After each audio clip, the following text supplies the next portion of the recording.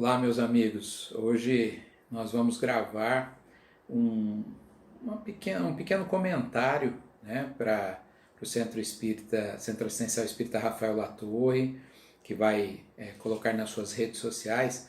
Como as casas espíritas estão com as suas atividades presenciais suspensas, né, tem usado esses recursos aí. E então nós escolhemos falar de um tema bastante importante em qualquer época, né, que é o perdão. O perdão é um tema recorrente nas palestras espíritas, nos comentários, nos estudos espíritas, mas por que será que, apesar da gente sempre ouvir falar do perdão, tanta dificuldade muitas vezes temos para efetivar isso? Então, nós gostaríamos de lembrar que essa é uma recomendação do Cristo, né? Reconcilia-te com o teu adversário enquanto estás a caminho com ele.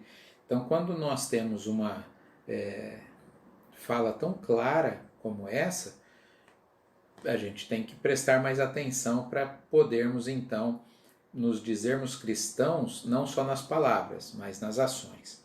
Então, qual que é o sacrifício mais agradável aos olhos de Deus? Justamente reconciliar-se com os nossos adversários, com os nossos irmãos que estão na mesma jornada. Nós sabemos que na família, agora em tempos de quarentena, as famílias ficando juntas, né, dentro de casa, às vezes os conflitos até se agravam, mas nós sabemos que é justamente dentro do lar que muitas vezes estão as maiores, os maiores compromissos, né, as maiores adversidades, que são os nossos adversários muitas vezes do passado, pessoas que nós fizemos mal ou que fizeram mal para a gente, ou ambos, né, o que é mais provável, porque não éramos em vidas anteriores melhores do que nós somos agora.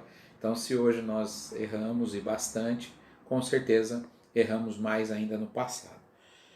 Nós vemos, né, o argueiro no olho do nosso irmão, quer dizer, um pequeno cisco ali, mas não vemos a trave no nosso olho, que é um objeto bem maior. Quer dizer, a gente consegue perceber o defeito, por mínimo que seja, nas pessoas e não percebemos o nosso.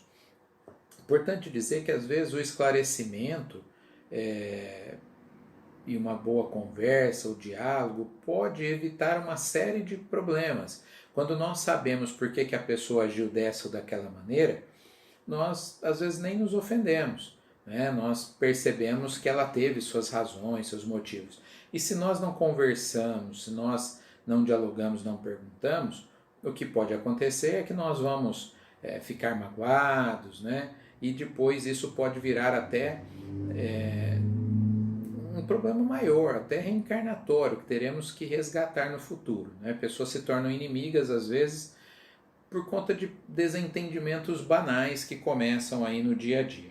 Então é importante que a gente entenda a importância assim, de dialogarmos, de buscarmos esclarecer as situações problema, para que a gente não fique com pendência, não é?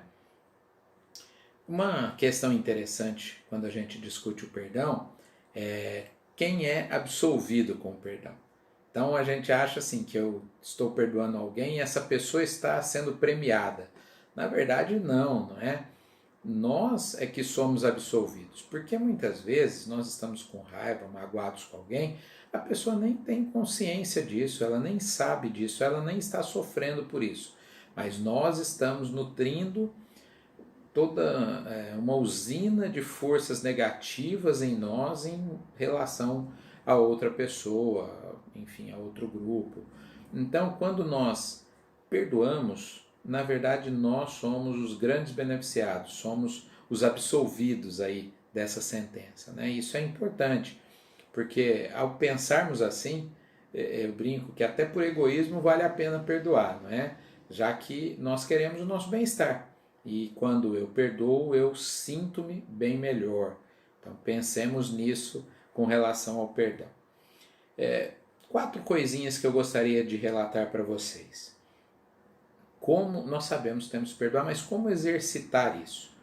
Nós podemos pensar no nosso agressor como se fosse uma criança frágil,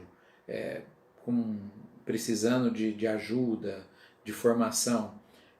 É claro que essa é uma técnica, né, que pode ser inclusive feita em consultório, com acompanhamento, e se for algo muito grave deve ser feito só assim, mas se for alguma questãozinha ligada ao trabalho, uma relação familiar um pouco desgastada, quando nós olhamos para a fragilidade daquele que nós consideramos nosso adversário, a gente vê que ele precisa ser perdoado, como nós o tempo todo precisamos também pelos nossos pequenos defeitos.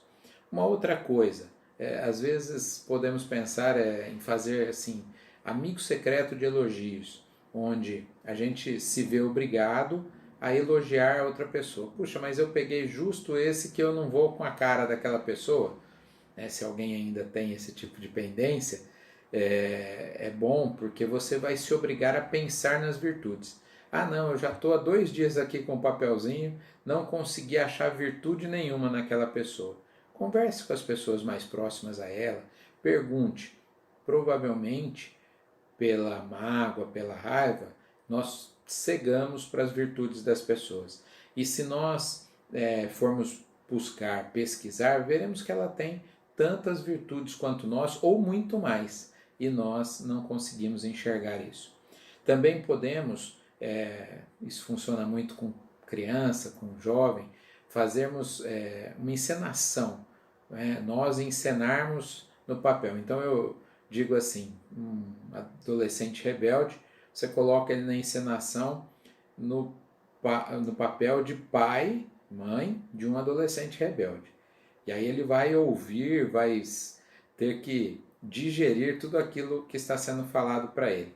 Então, quando a gente se coloca no papel do outro, é um processo de empatia aí forçado pela encenação, não é? Eu consigo entender melhor o outro. Por fim, posso pensar também em um mediador, porque às vezes duas pessoas que estão magoadas entre si não conseguem nem conversar direito, mas alguém que elas respeitem, que pode ser alguém da família, uma liderança religiosa, um advogado, não importa, alguém profissional da saúde, que vai intermediar a conversa. Isso é muito importante, porque com essas pequenas técnicas, teríamos outras tantas para falar, a gente pode resolver um problema que iríamos carregar por várias existências até. É possível amarmos os nossos inimigos? Sim, é possível, mesmo que a gente não possa confiar neles naquele momento. Amar não é sinônimo de confiar, não é? Posso amar, mas sei que naquele momento a pessoa ainda está adoecida e não pode ter a minha total confiança. Perdoar é esquecer? Não é. A gente se lembra, mas a gente não se lembra mais emocionalmente.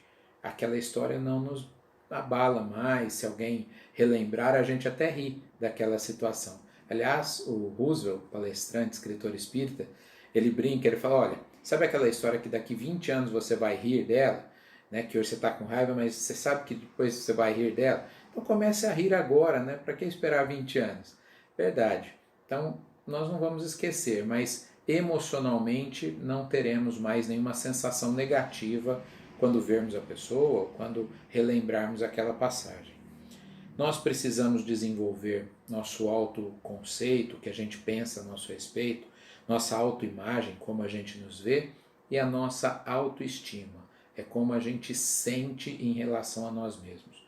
Quando a gente faz isso, nossa autoestima ficando do tamanho certo, né? não com o ego inflado, mas não com baixa autoestima, nós não nos abalamos com as pequenas coisas do dia a dia. Isso é muito importante, então, por isso que a terapia às vezes trabalha a autoestima da pessoa, e é claro, a doutrina espírita através das palestras, cursos principalmente, literatura, pode também melhorar a autoestima da pessoa e fazer com que ela passe a não se importar mais com coisas que antes fazia com que ela ficasse muito abalada, magoada. Nós precisamos, então, muitas vezes coibir o agressor, né, em qualquer situação, e ao mesmo tempo, paralelamente, fortalecer a vítima para que ela aprenda a se defender, a lidar com essas situações.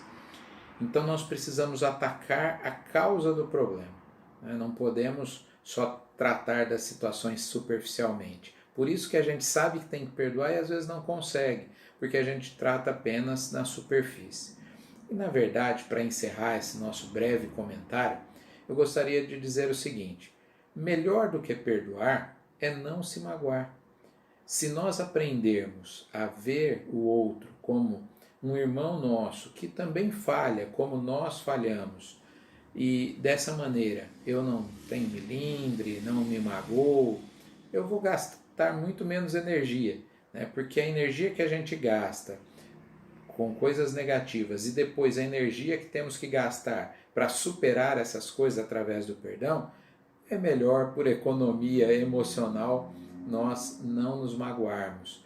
O dia que nós conseguirmos nos fortalecer dessa maneira, isso vai ser muito bom, né? Então, encerrando com aquela passagem famosa do Gandhi, quando perguntaram para ele se ele tinha perdoado os agressores. Ele falou não.